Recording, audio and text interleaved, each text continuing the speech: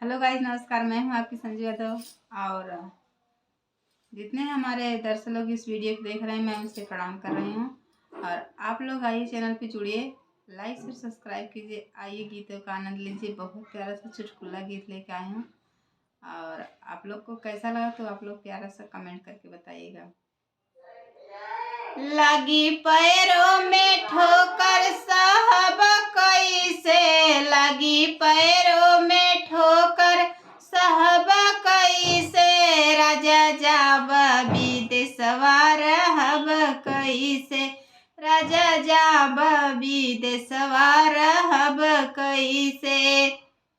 तोहरे मम्मी का बोलिया साहब कैसे, तोहरे मम्मी का बोलिया साहब कैसे, राजा जाब विदेशवा रहब कैसे, राजा जाब विदेशवा रहब कैसे। लगी पैरों में ठोकर साहब कैसे, लगी पैरों में ठोकर साहब कैसे, राजा जाब विदेशवा रहब कैसे, राजा जाब विदेशवा रहब कैसे।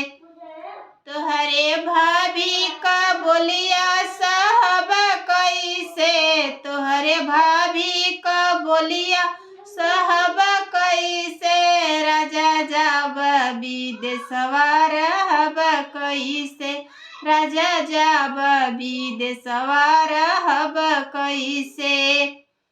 लगी पैरों में ठोकर साहब कैसे, लगी पैरों में ठोकर साहब कैसे, राजा जाब हो राजा जाब विदेशवा रहब कैसे, राजा जाब विदेशवा रहब कैसे।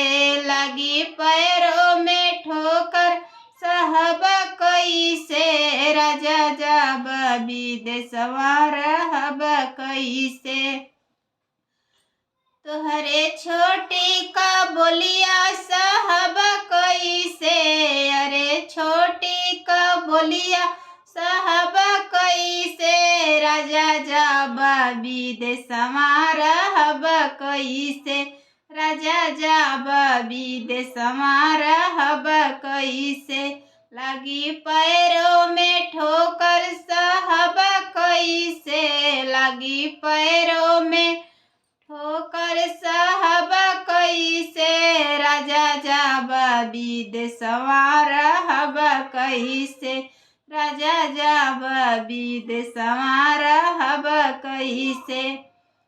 तोहरे दीदिया का बोलिया साहब कैसे, तोहरे दीदिया का बोलिया साहब कैसे, राजा जाब विदेशवा रहब कैसे, राजा जाब विदेशवा रहब कैसे।